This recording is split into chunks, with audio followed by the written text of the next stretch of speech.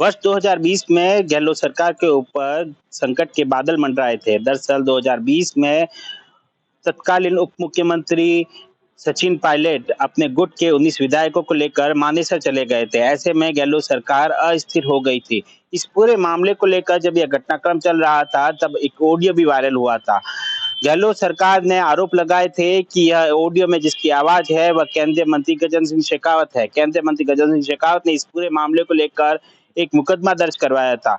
इस मुकदमे की जाँच को लेकर गहलोत सरकार ने सुप्रीम कोर्ट में एक याचिका दर्ज करवाई गई थी। याचिका में यह कहा गया था कि इस पूरे मामले की जाँच राजस्थान पुलिस द्वारा की जानी चाहिए, ना कि केंद्र की एजेंसियों द्वारा। अब इस पूरे मामले में हालाँकि कोई सुनवाई नहीं हुई, लेकिन राजस्थान में अब जब भाजपा की सरकार बन चुकी है, तो भजनलाल सरकार ने इस याचिका को वापस लेने का निर्णय किया है। इस याचिका सुप्रीम कोर्ट में एक प्रार्थना पत्र जो देते हुए राज्य सरकार ने कहा है कि अब इस पूरे मामले में कोई तथ्य नहीं है और ऐसे में यह न्याय के हित में और न्यायपालिका के अमूल्य समय को बचाने के लिए इस पूरे मामले में जो याचिका दायर की गई है, उसको लेकर हम वापस लेना चाहते हैं। सुप्रीम कोर्ट ने भी राज्य सरकार की प्रार्थना को स्वीकार करते हुए अब याचिका वापस लेने के लिए मंजूरी दे दी है। अब जब याचिका वापस ले ली गई है, तो अब अशोक गहलोत की मुश्किलें बढ़ती हुई नजर आ रही है। दरअसल इस पूरे मामले की बात करें तो जुलाई 2020 में गहलोत सरकार के ऊपर राजनीतिक संकट आया था। राजनीति अस्थिरता आने के कारण उसमें राजनीतिक संकट के बादल मंडरा रहे थे। दरअसल उप मुख्यमंत्री सचिन पायलट अपने गुट के 19 विधायकों को लेकर मानेसर चले गए थे। वहीं गहलोत अपने गुट के विधायकों को लेकर और कुछ निर्दलीय विधायकों को लेकर जैसलमेर में बाड़ेबंदी की थी। इस पूरे मामले को लेकर उस समय कुछ ऑडियो भी वायरल हुए थे, जिसमें विधायकों के खरीद फरोख्त को लेकर दावा किया जा रहा था। बात सामने आई थी। इस पूरे मामले को जिस तरह से ऑडियो सामने आया था, गहलोत अशोक गहलोत और उनकी सरकार के नुमाइंदों द्वारा इस तरह के आरोप लगाए गए थे कि जिस ऑडियो में जो आवाज है, वह केंद्रीय मंत्री गजेंद्र सिंह शेखावत की है।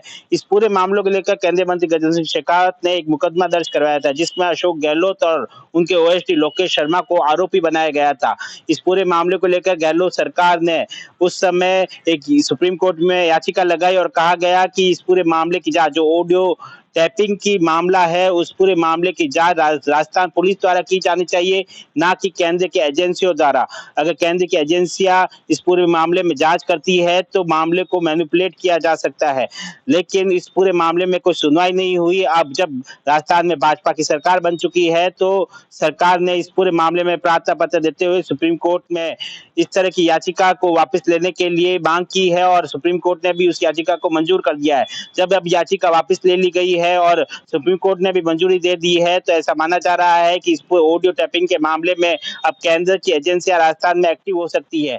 अगर केंद्र की एजेंसियां इसमें एक्टिव होती है और जांच करती है, तो अशोक गहलोत की मुश्किलें और बढ़ सकती है। इस पूरे मामले में अशोक गहलोत और उनके ओएसडी लोकेश शर्मा आरोपी है और लोकेश शर्मा चुनाव के बाद से ही अशोक गहलोत के खिलाफ विरोध के स्वर ऊंचे कर दिए थे। जिस तरह के उन्होंने बयानबाजी की और अशोक गहलोत के ऊपर कई गंभीर तरह के आरोप लगाए, ऐसे में अगर जो लोकेश शर्मा है, वे पूरी तरह से सहयोग करते हैं और अशोक गहलोत के खिलाफ जाते हैं, तो ऐसे में भी अशोक गहलोत की मुश्किलें और बढ़ सकती है। हालांकि जो ऑडियो टैपिंग का मामला है, उसमें अब राज्य सरकार ने जो है याचिका लगाते हुए इस पूरे मुकदमे को जो है सुप्रीम कोर्ट में जो राज्य सरकार तत्कालीन गहलोत सरकार ने जो याचिका दर्ज करवाई थी, उसे वापस लेते हुए अब इस पूरे मामले को खत्म कर दिया है। वहीं आप पूरे ऑडियो टैपिंग के मामले में आप केंद्र की एजेंसियां जो है राजस्थान में आकर इस पूरे मामले की जांच कर सकती है। सुमित देवड़ा, टीवी 9 राजस्थान।